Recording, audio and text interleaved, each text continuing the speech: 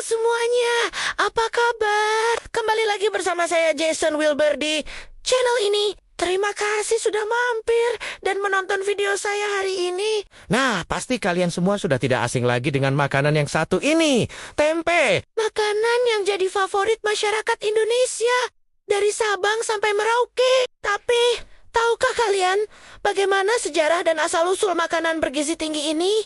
Tempe sebetulnya adalah warisan nenek moyang kita yang sangat berharga. Konon, pada masa itu, para petani di Jawa membuang ampas kedelai sisa pembuatan tahu ke sungai. Ampas yang terbuang ini kemudian terbawa arus dan terdampar di tepi sungai. Secara tidak sengaja, ampas kedelai ini terkena jamur yang akhirnya memfermentasi kedelai tersebut menjadi tempe. Kata tempe sendiri berasal dari bahasa Jawa kuno, tumpi, yang merujuk pada makanan yang difermentasi dari biji-bijian selain kedelai. Seiring waktu, tempe menjadi makanan yang sangat populer di kalangan masyarakat Jawa karena rasanya yang enak dan harganya yang terjangkau. Yang menarik, tempe tidak hanya populer di Indonesia. Pada abad ke-17, saat Fok datang ke Nusantara, mereka membawa tempe ke negeri Belanda. Dari sana, tempe mulai dikenal di Eropa.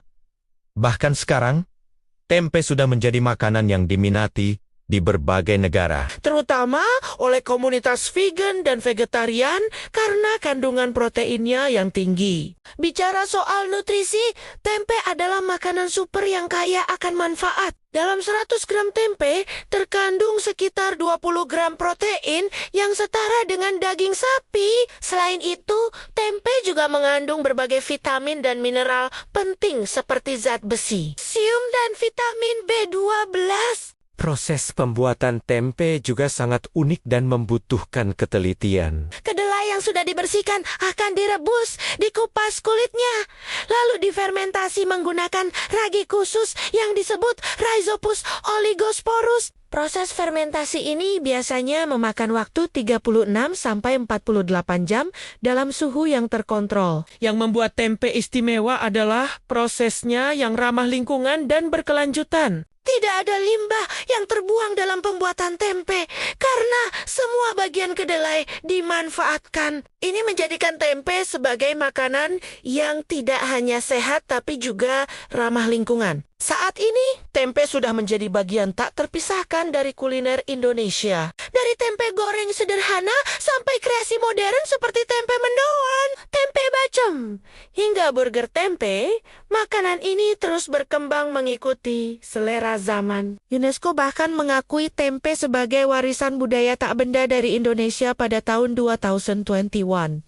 Ini membuktikan bahwa tempe bukan sekadar makanan, tapi juga cerminan kearifan lokal dan kreativitas bangsa Indonesia dalam mengolah bahan makanan. Nah, menarik banget kan sejarah tempe ini? Makanan sederhana yang ternyata punya cerita panjang dan nilai budaya yang tinggi. Tempe juga membuktikan bahwa inovasi bisa datang dari hal-hal sederhana yang ada di sekitar kita. Sebelum mengakhiri video ini, saya ingin mengajak teman-teman semua untuk lebih mengapresiasi makanan tradisional kita. Tempe adalah bukti nyata bahwa Indonesia punya kekayaan kuliner yang tidak kalah dengan negara lain. Terima kasih sudah menonton video ini sampai akhir. Jangan lupa like, komen, dan subscribe channel ini ya. Aktifkan juga lonceng notifikasinya supaya tidak ketinggalan video-video menarik lainnya. Sampai jumpa di video berikutnya. Saya Jason Wilbur, sampai jumpa lagi